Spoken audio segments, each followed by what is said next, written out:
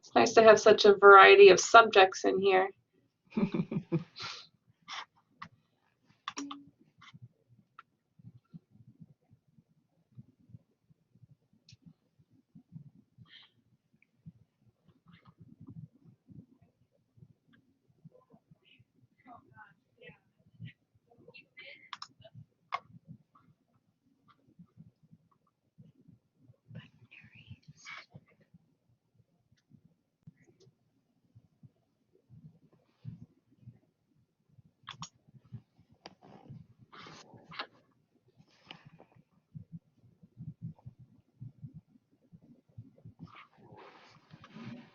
I've done the online, or I've done quizzes in my class, but I've never done online quizzes or tests. You worry about the cheating going on? Mm-hmm. Big worry for me. Yeah. Something that we'll go over is that Blackboard really doesn't lock anything else down. It kind of just depends on your settings and the way you word your questions to make it as consistent as possible, or making it not so easy that you can copy paste, but kind of give a little bit more thinking involved. All right, so I'm going to go ahead and get started. Just quick housekeeping. If you aren't talking, to mute your microphone. Sometimes there's some echoing in the background, but this session is on tests in Blackboard, tests and quizzes in Blackboard. I'm Gabi Fromm. I'm in Learning Technologies. I'm an instructional designer here. And I know it's a crazy time, but we'll get through it, I promise.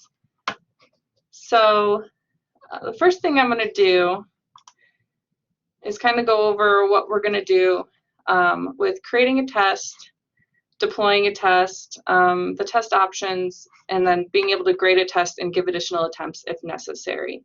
I'm going to post this link to our knowledge base on tests in the chat. So you have this additional resource if you want to look at it later while we're going through things.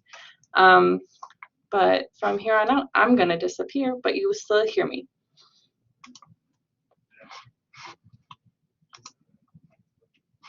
So with creating tests, if you haven't already created a space for your test to go, you'll do this in your course menu, and then under course tools, or sorry, not creating the test link. You'd be creating your test surveys and pools. I'll do a quick little walkthrough of this in a minute when we get through these few slides. So this is under your course management, course tools, and then down towards the bottom there's a test surveys and pools.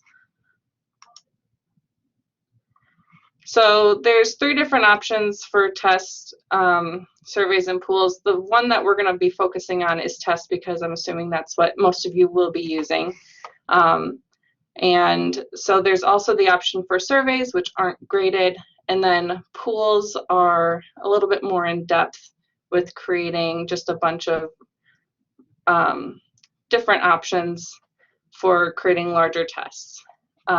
This can be a little bit more advanced, but a lot of times if you're using publisher content, they automatically create these pools for you. But like I said, we'll be focusing on tests. So in tests, you'll go to build test, and then actually I'm just gonna jump on over to my screen.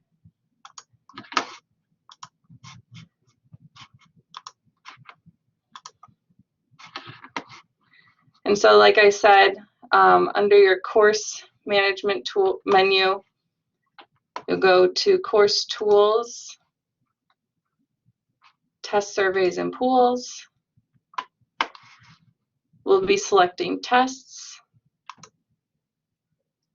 And then here's where you can build your test. So I have a couple that are out right now, but when you're starting, you'll do the build test. And this is where you'll name your test.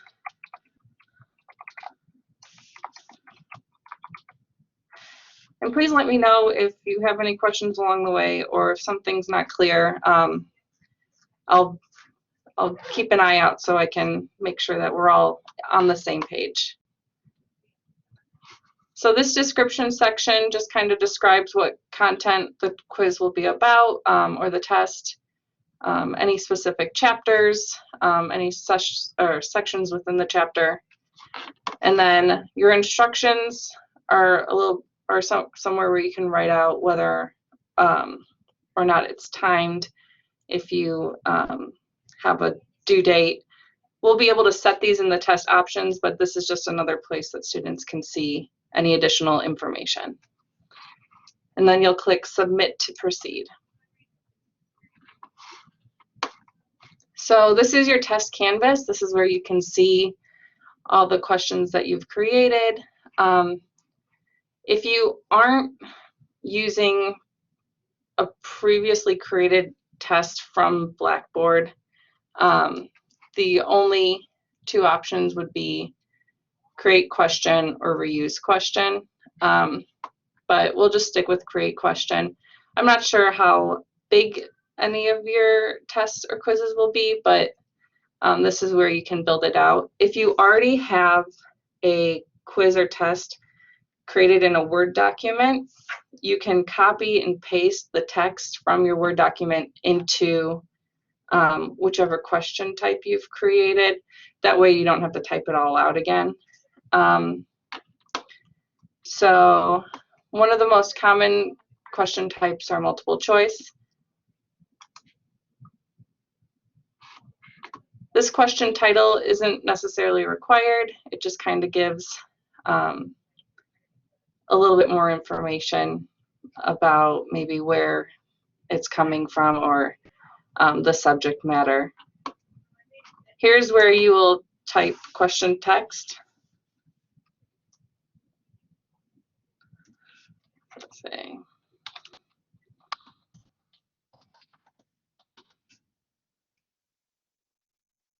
I'm not sure.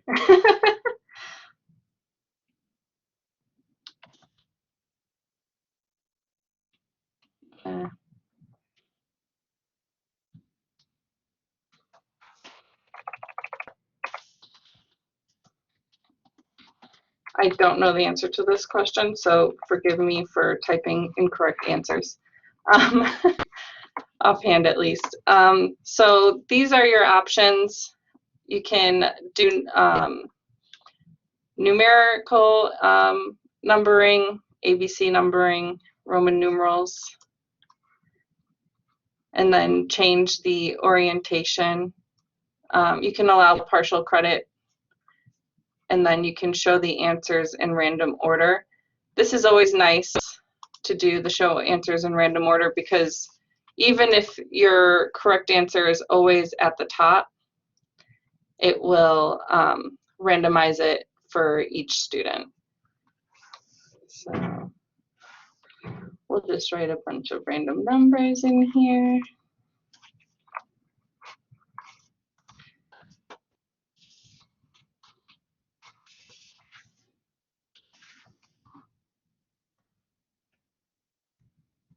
And say your correct answer isn't number 1, you would just select this radio dial to select the correct answer. And you can add up to 100 possible answers, but that's no fun. So I would keep it within the 4 to 10, or yeah, 4 to 10 range.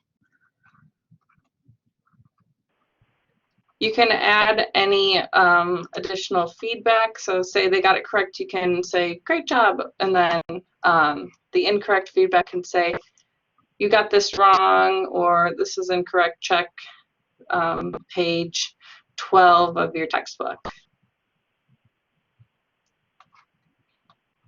And then these instructor notes are for you to just remind yourself of any additional things that you would need to grade. These multiple choice questions are automatically graded, so you don't necessarily need to grade them yourself, but you can go back in and change anything if there's a bunch of people getting a question wrong. So when you're ready to submit, if you want to submit a, if you want to create another multiple choice question or whatever question type you're working in, you can do submit and create another, and that'll just generate another question similar to the, or question type similar to what you've been working on. Or you can click submit and it'll bring you back to your test canvas. Let's see. Let's look at these questions. Copying and paste.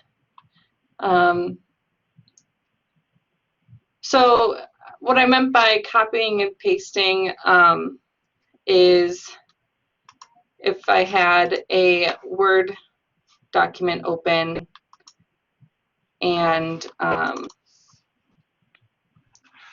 had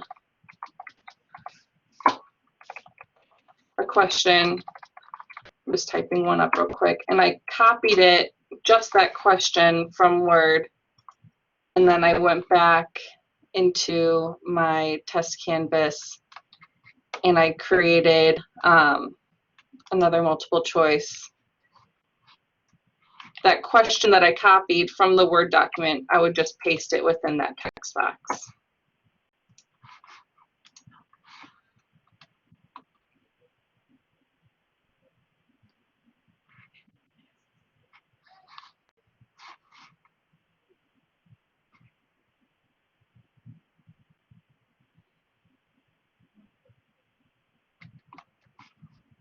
So let's see, look at some of these questions.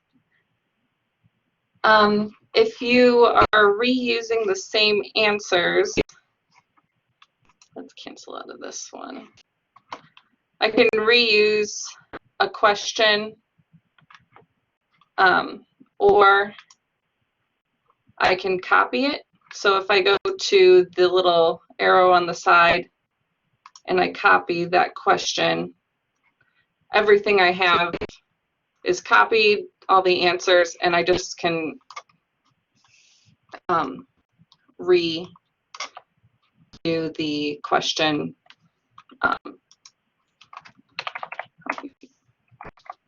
to something else. And then you would hit submit. And so now you have two questions with the same answers, but a different question. Regina just joined in.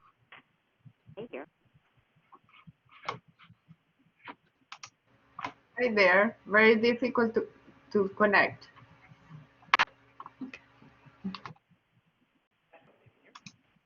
All right. So Garrett had the question about making sure that the questions are asked in the order you ask them. Yes. So that's the default. Each question is in this order that you've created. It's in the test options if you want to randomize those questions. So however you lay out your questions in this test canvas will be the order in which they're shown to students unless you specify otherwise. Does that answer your question?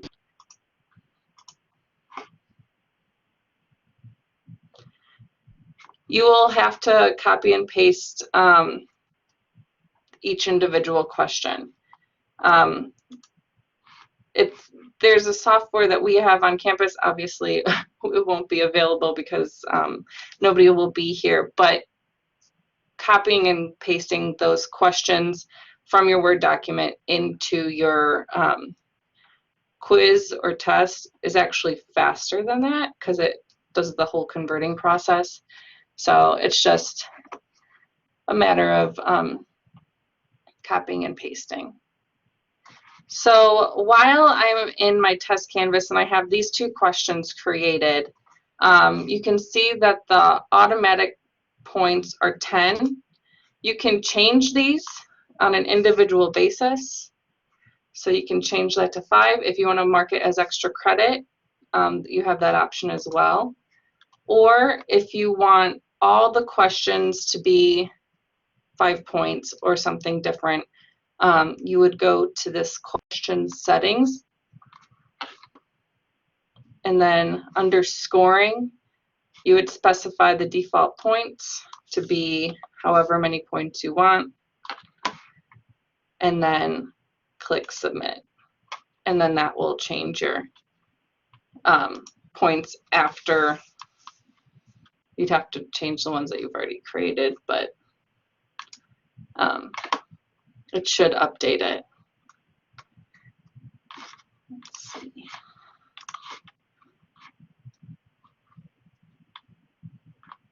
Okay. So yeah, the randomizing of the questions does reduce a little bit. I don't think your students will necessarily be sitting next to each other taking these exams. So, I mean, if one person takes it ahead of time and they say, this is all the answers, then that kind of defeats the purpose because it'll be in a different order. But that does usually help.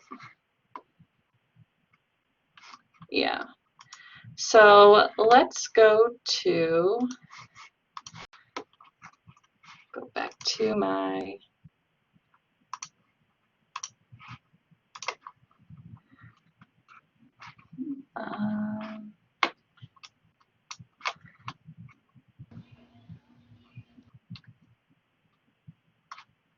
any other questions on creating questions within a test?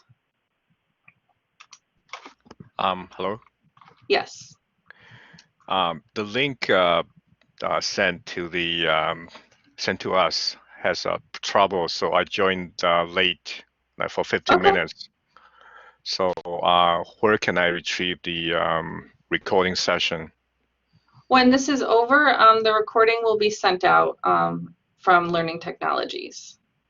Okay, thank you. You're welcome. Elise, you had a question? Oh, sorry. I also have another question. So when a student take the test, I know some of students would take a screenshot and start to share to other students. So is there any way this can be prevented, or? There's no way to prevent the taking of screenshots. There are options that you can time your students, and we'll get to that in this next part of the section. But it's just kind of relying on your students to be responsible. And I know it's hard, and especially in an online format. So. So, I mean, the one way to avoid this is everyone take the same test at the same time. Yes, yeah, and so we can set that in the testing options for when the test is available and for how long it's available. So you can set it for like during your normal class time, but we can go over that. Oh, okay. Yeah, I mean, some of the students, they need to extra time. They're blue card student. Can I just have more time for those students, or how that work? Yeah. Okay. Thanks. You're welcome. So Elise, I'll go over the matching question, and I'll do a quick little overview of creating a test again, since we have some new people that just stopped in, and just an overview for everybody. Let's see.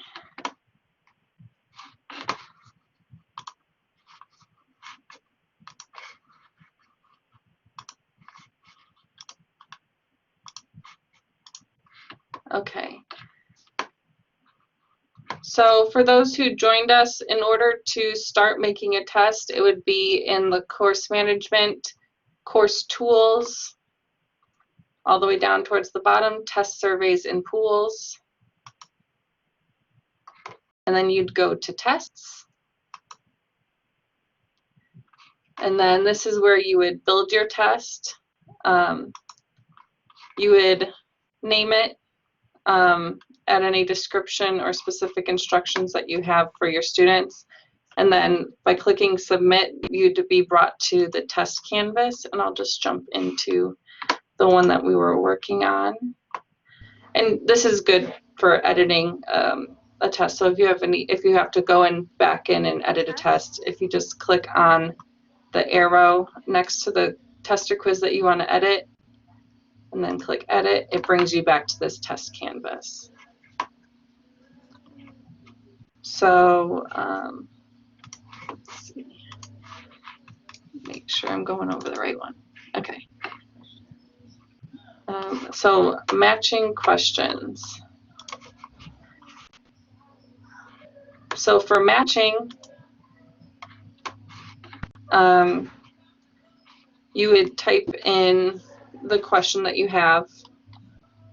I'll just write question. Very basic. Just a quick note, if you aren't talking, please mute your microphone.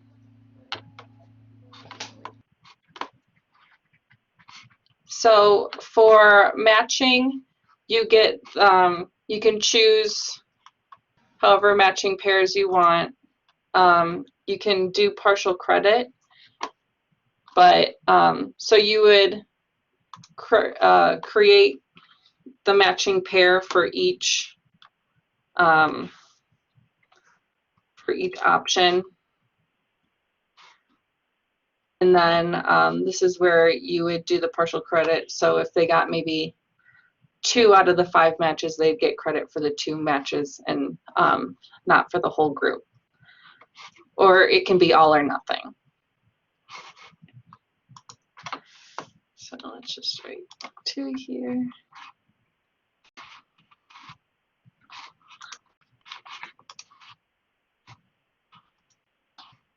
Okay. And you can reuse choice answers. If you want to really switch it up, you can add unmatched answers. And so this is where you can randomly order them or manually order them. And then there's your feedback and any instructor notes. And then you submit.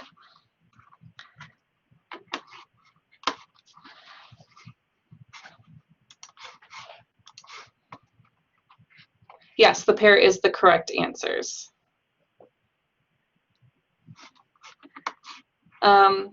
Jim, for the publisher's test generator, it's kind of a case-by-case basis. We don't really have access to publisher content as our team, but usually the publishers do have information on how to bring that into Blackboard, or you can give us a call and we can try and help you around that. So the difference between manually versus auto is if you are manually ordering the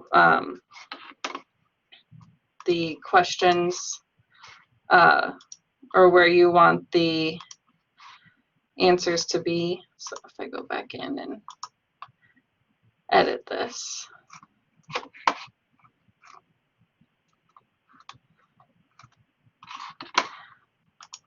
So manually gives you the option to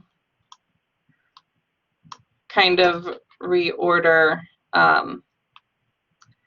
the answer items. So instead of it looking like you've done in the when creating the questions, you can reorder it so it's not it just all depends on what you want. Randomly just reorders it based on just a random set, so it'll mix up the order of the match along with the matched answers. Does that make sense? So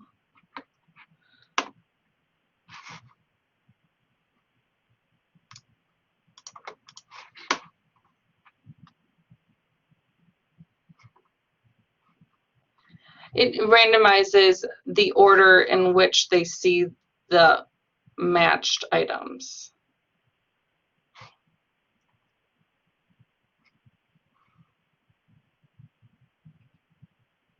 yes, you can randomize the question order.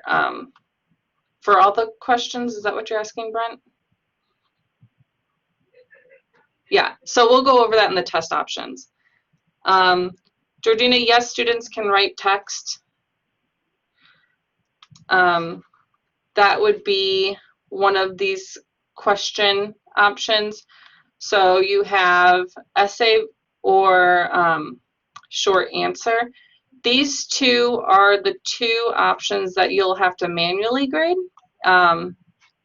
Short answer kind of gives you, we'll do a short answer real quick.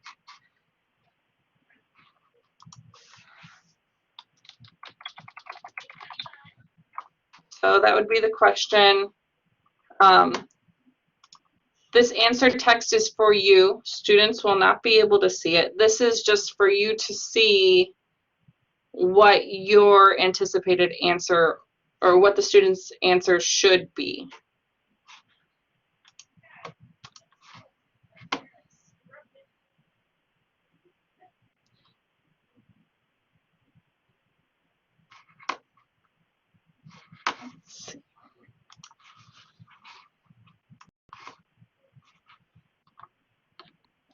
So there are calculated formula options. And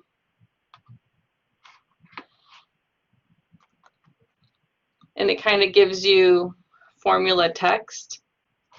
I've never played with this one before, but they do have those options, and if you want to try them out, Matt, that could be helpful. Since I'm not necessarily a math person. Sorry. You cannot time individual questions. You can just time the whole exam. So you can kind of, and we'll go over other options for tests. I do know what ProctorU is, Georgina. That is something that is actually on the students to pay for. So we kind of, I mean, we give the option for Blackboard. We don't necessarily support ProctorU, but I just know that students have to pay for it. All right, let's go back to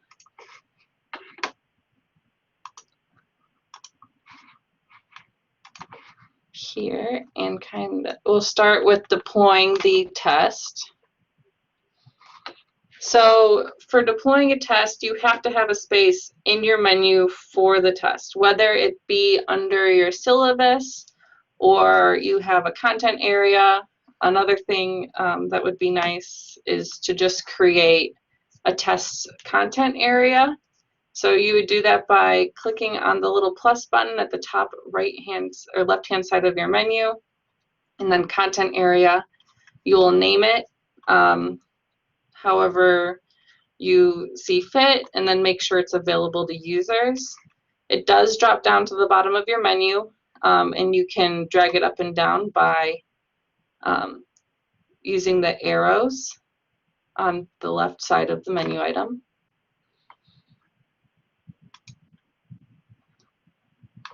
So then you will click on that new content area that you created, and then there'll be this assessments tab, and then you'll click on test.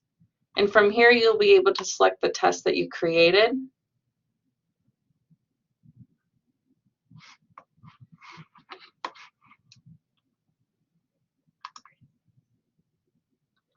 All right, and now we're gonna go into test options. So I'm gonna jump back. I hope you guys aren't getting whiplash from me jumping back and forth. All right. So let's go. So I already have this test content area created. But in order to do it, you would go to this little plus button up here, and then content area. You would name it. I'll just do a different one called exams, and then make sure it's available to the users and submit. And like I said, it drops it to the bottom, and you can reorder it. So if we go into this new folder that I created, you'll have your assessments and then your test. And now I have my two options. So if you want to create a bunch of tests ahead of time, then you can easily do that, and then you can set adaptive release to have them release at a certain week. So say you create it today and you don't want it to show until next week or the following week, you can do that in test options. So I'll just click on that.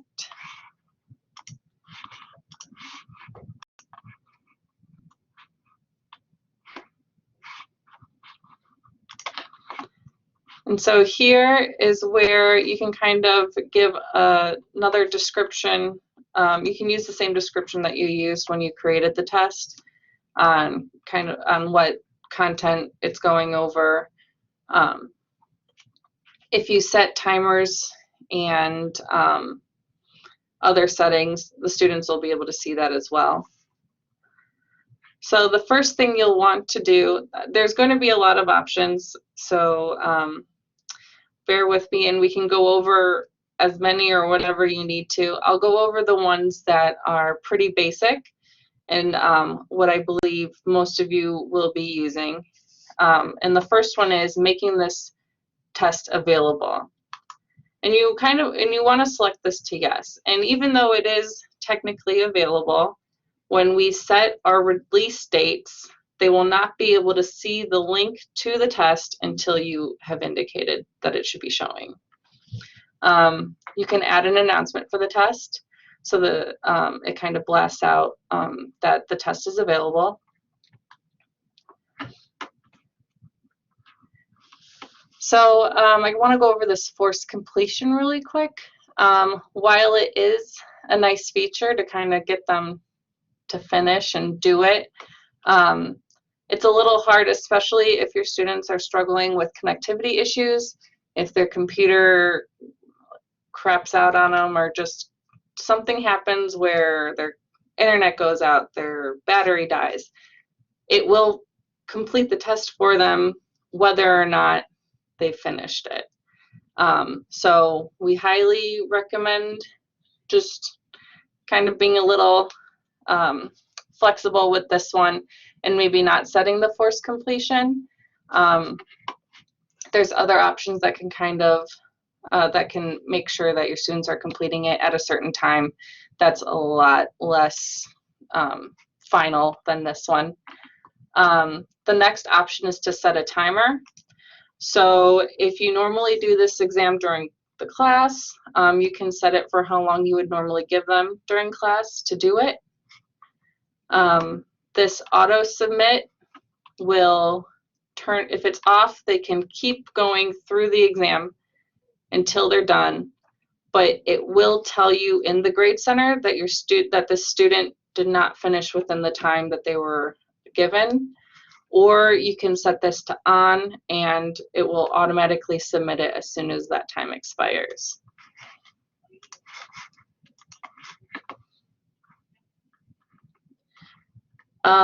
If the test is timed, it does stop the timer if they lose connectivity, but not if you have forced completion set. Does that make sense? So as long as you don't have forced completion set, they can kind of stop and then come back, but the timer will still be at the same time that they left it at. Okay, Sandy, you had a question? Yes.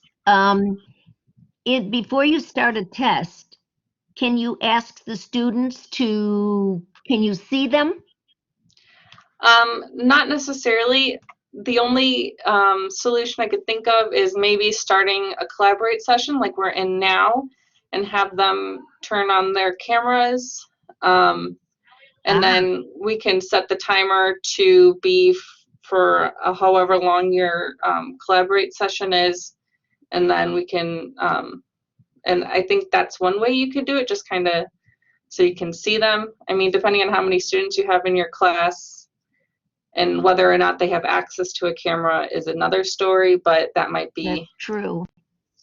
an option. I just turned my camera on, so I don't know Okay. if you can see me, but. Oh. Okay. But yeah, Georgina, if they are in the Collaborate session, they could ask a question. It would be public to everyone, like we are doing now with the chat. Although, if you go to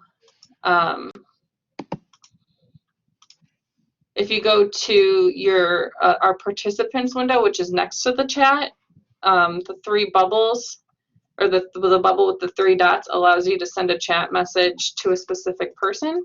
So that could be an option for asking questions where they're not announcing it to the entire course or to the entire class. But if we go back to so we've got the timer set. So this display after is where you would set, I don't know how many of you have played with Adaptive Release with assignments or even just putting content in your course. But this is the same kind of idea where you'd have to check display after and say, I don't want them to see that until Thursday, until Wednesday, I mean. And say my class is at Wednesday and it normally starts at 9 o'clock. And then your display after is, you can either make it the same day, you can give them a week to complete it, you can give them until the end of the week to complete it.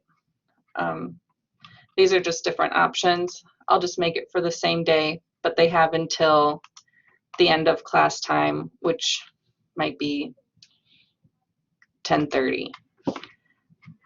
So that's how long they'll be able to see the link for the test. So they can log in after 9 o'clock and start taking it, but they only have these 60 minutes from when they started taking the test in order to do it. But after the time that you've set for display until, so say they log in at 10:31, that link is gone.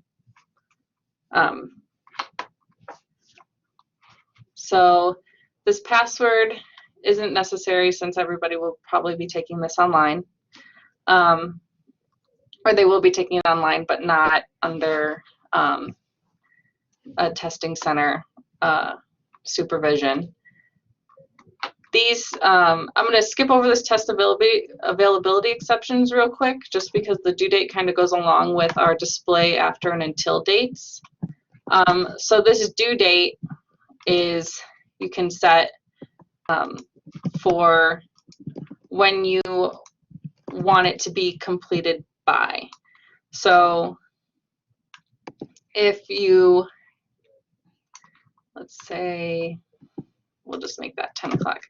So say you gave them an extra day to do it just in case, but you really want them to do it by this date and this time.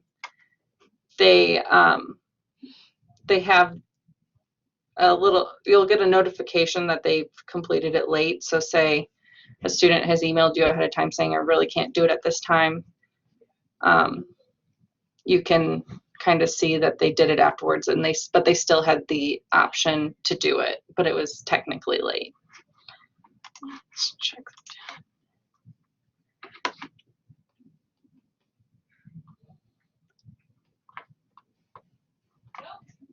So if they're already in the test and the timer's still going, the display by date won't kick them out.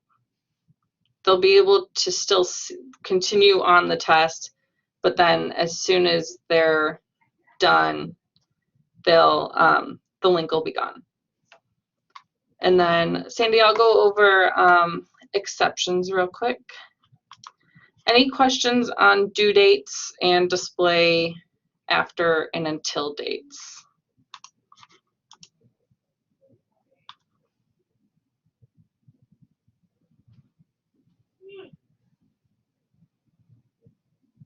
Okay. So these test availability exceptions are where you can create exceptions for students who need it. From here, you would add a user, and then you would select however many students need either additional time or additional attempts, and then you would click submit. And so you see that you have the option for attempts. This timer only shows up if you've already set an initial timer up here. So if you don't have this checked, you will not see this timer option. So this is where you can add a time and a half. So I'll give this student 90 minutes instead of the normal 60. If you have a student who says that they absolutely cannot take the test when you've indicated and they have a good reason, you can change this availability to show the link to them until whenever you give them access to it. So if they need an extra day, you can set it to an extra day and change the time here as well. And then that'll save that. You can select this auto submit. So after the timer's done, if they haven't completed it, whatever they've completed is what gets submitted.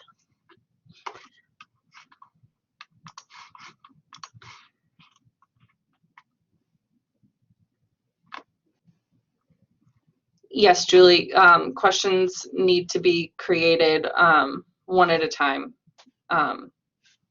You can't just import the Word document, unfortunately. But it is a pretty quick process if you've got everything laid out, depending on how many questions you have too. Any questions on test availability exceptions? I know this will be a big one for a few people.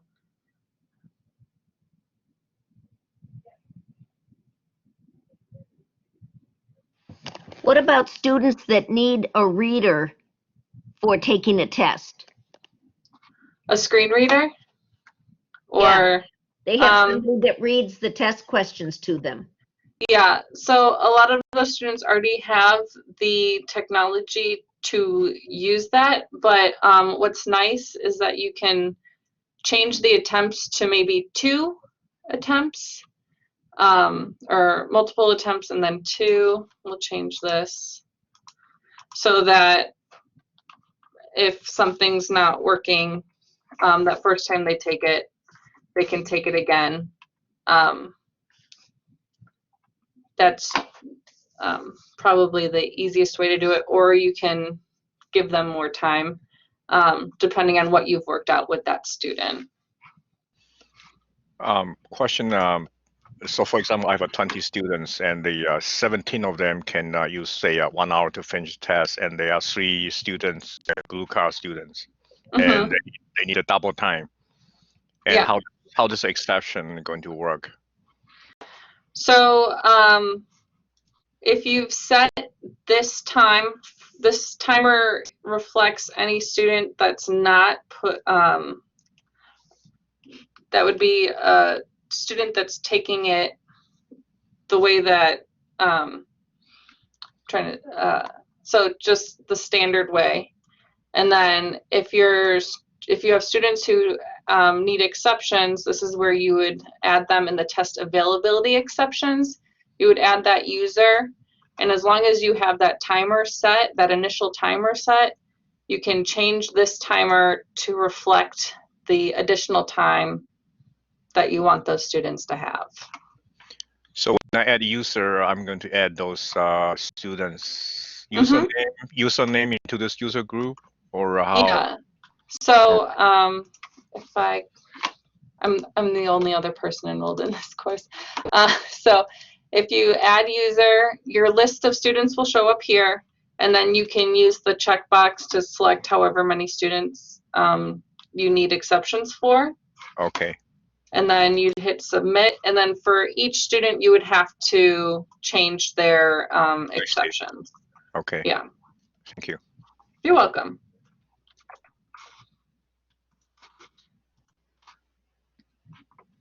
Okay. One more question. When the student finally submit their answer, they will know their grade right away. Yep, that's the next part we're going to go over. Oh, okay. It's right here, the test results and feedback to students. So you have, you can set up at most 2 different rules. So this is your when. So after the submission, you can show them their score per question. It won't necessarily show them what they got or what the correct answer was or what the incorrect answer was, but it'll show them the score that they got. And then you can choose the second rule to say after due date or after everybody has taken the exam or that it's been graded. You can do short score per question. You can show all the answers, any correct, and then the submitted ones. And then if you've included any feedback, so when you were creating the question and you said, great job, this was the right answer, or this was incorrect, please check chapter 12, page 38. You can add that there as well. And then you can even show the incorrect questions. And this is there's in that resource that I shared to our knowledge base in the chat, I'll send that again. You can, we get a little bit more in depth in these options, but for the most part, initially after taking the exam, showing them the score to know what grade they got on it, and then you can give them more information.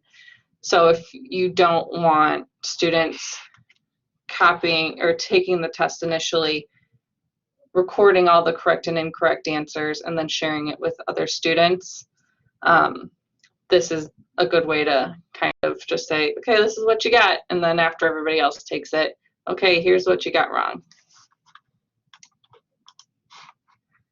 Okay. I will get to your question in a second, Melanie. Then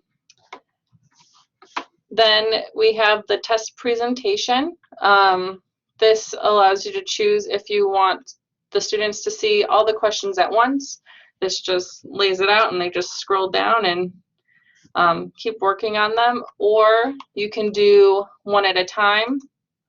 And then if you just have one at a time selected, they can go back and forth, but you can also prohibit backtracking. So the one thing to note is that if a student accidentally does not, for some reason, actually select an answer, they will be prompted to say, are you sure you want to continue? And if they say yes without submitting an actual answer, it'll go forward, but they won't be able to go back. So that's just one thing to take note of. So if you have students saying, I don't know what happened, they got this, I got this one wrong, but it didn't take my submission, that's probably something that would happen with prohibit backtracking. And then you have randomized questions. So this is where it'll randomize all of your questions. So if you don't have a specific order that you want these to be in, and you want it to be different for each student, this will be the best way to do it. So once we've gone through all those options, you'll just go ahead and click submit. And you'll see that now I have this link to the Chapter 7 quiz. Your availability here says that it is hidden from students and they'll be able to see it after I've set it for March 18th at 9 a.m. So if we go into student preview mode real quick, and I go to exams, they currently can't see anything. But once it's reached the date, that link will show up for them. Okay. Any other questions before I go to a little bit more in depth with creating different types of questions?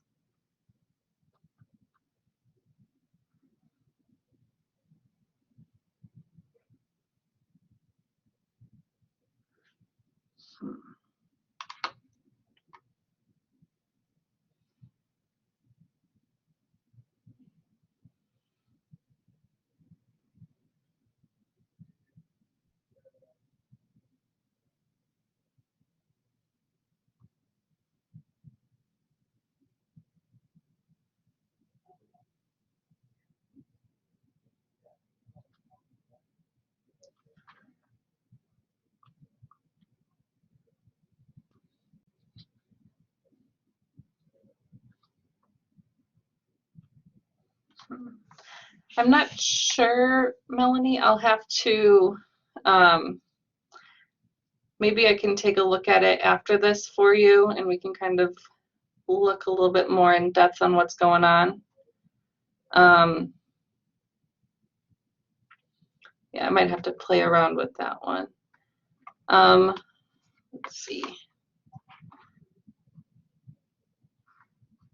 So Garrett, yes, if you do add media, you should be able to preview that and make sure it's working. Let's go over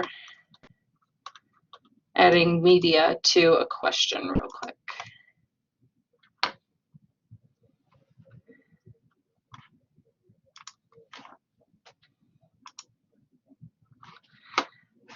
So I'll do another multiple choice. So as you can see, you have the same capabilities as you would in, say, an announcement or creating content on Blackboard. So adding an image is just clicking on this insert edit image, and then you can browse your computer and find one. I don't think I have anything on this computer, but you'll be able to browse it. Make sure to add an image description if a student is using a screen reader. You don't have to do a lot of detail depending on what your question might be. Just enough that if a student were, how would you describe it to a student who couldn't see without giving them the answer? I know that's a little bit more difficult, but that's kind of how you would have to go about that one. And then when you insert it, it'll show up here. And you can even add text with the image.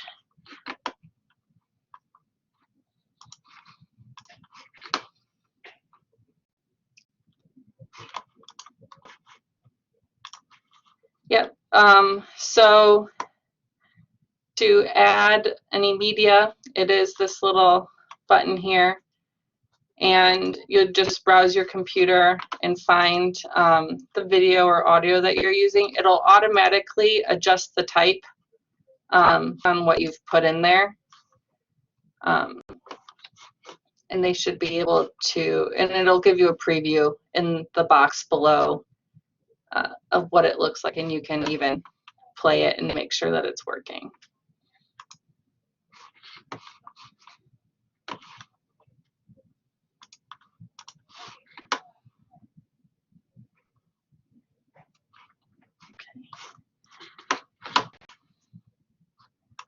Let's jump back to my PowerPoint, see what else we need to go over. I know we're getting close to the end of the hour. So one thing I want to go over before I let you go is grading a test. So like I've mentioned when we were creating the test questions, if you're using questions that have a definitive answer, Blackboard will grade this test for you, and it automatically populates in the Grade Center as soon as you deploy the exam. So not just creating it, but putting it somewhere in your content on Blackboard. It will create a column for you in the Grade Center. And then you can go to the test option in the Grade Center and then choose whichever attempt by click on the little down arrow next to the test and then clicking on their attempt. So if a student says, hey, I got this wrong, but I know it's right, you can go in and check, and you can even override certain answers. So if you have a lot of students who are saying this didn't make sense to me and they're all getting it wrong or they're all getting the same answer wrong, you can go in and make those adjustments. And then you have the option to give an additional attempt. So say you did run into the issue where a student's computer kind of died or they lost connection while they were taking a test and it's submitted for them, you can go in and give them an additional attempt. So I'm going to go over how to do that real quick.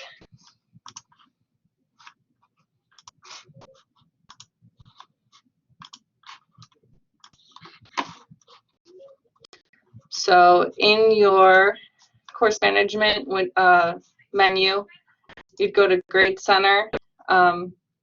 Going to test is probably the easiest because it kind of filters out all the other columns that you will have in there if you're using your Grade Center a lot. And so here I have, excuse me, here I have my test and my attempt. If I go to this little down arrow to grade it, if you have essay questions or short answer questions, Blackboard will grade the ones that they're able to, but you'll have to go in and grade this. So say this one, they got it wrong, but it's technically correct. You can change the points here. Add any feedback to them. So if you don't have any feedback when creating the test, you can add it here. And any grading notes. So say you want to give a specific specific message to the student, you can add it here. And then click submit, and that will, if I only had one question in that test, if I had more, it would show all the questions and all the all the different questions that they answered. And then to give an additional attempt, you would go to the same arrow, view grade details. And here you can also view the attempts. You can exempt the grade. Say you wanted to give, say you gave a series of 5 quizzes and they could choose to drop one. This is where you can drop it. But then to give an additional attempt, you would just click ignore attempt. So instead of clearing the attempt, ignoring the attempt still keeps, still gives you the option to see the score that they got on the attempt that they, or the first attempt that they took. But it gives them the option to go back in and retake it.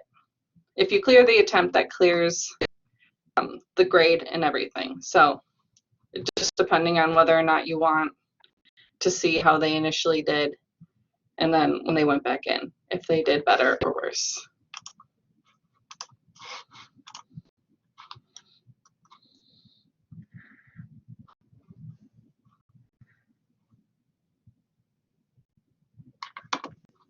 So if you are using it just to self-evaluate, yes, you would choose the hide results for the self-assessment option under the feedback. And you should still be able to see the results in their attempt if you go to the Grade Center.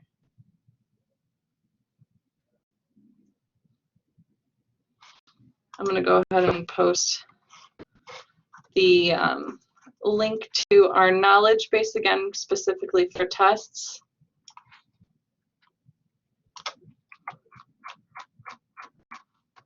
And that'll have a lot more information.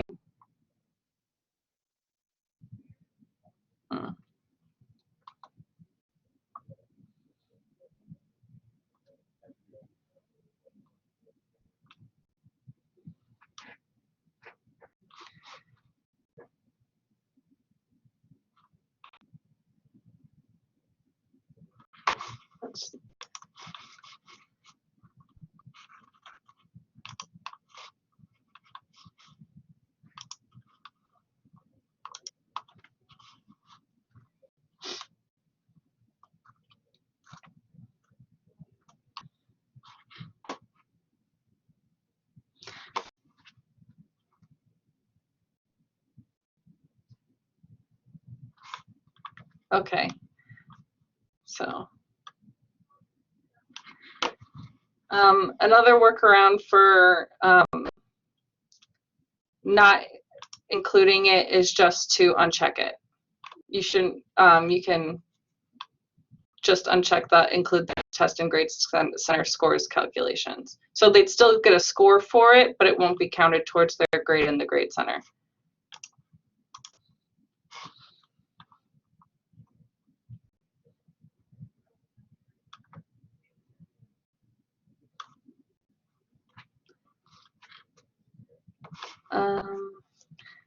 Julie, I'm wondering if this would be under the formulas option. I haven't played around much with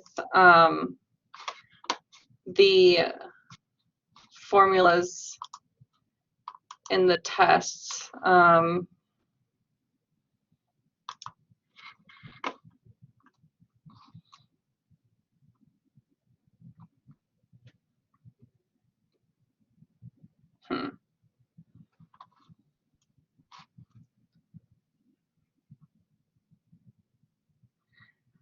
My only other thought would be to create a short answer or an essay question for that, but I'm not entirely sure if it would show them the formula.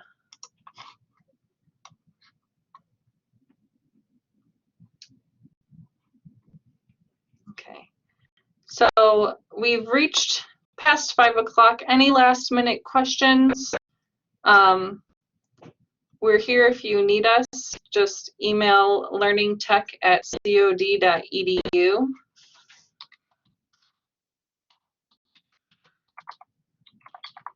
And we'll be able to answer your questions that way while we are all working remotely. So since we're all working remotely, is there any plans to invest in lockdown browsers for COD? Both my kids at their universities have lockdown browsers when they take online tests.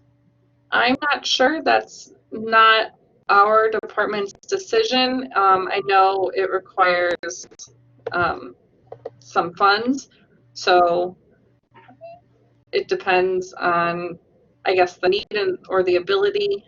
For right now, I think we're just kind of working with what we have and seeing what we're able to do. Okay, not what I was hoping for. I'm sorry. All right, well, thank you all for being here and good luck.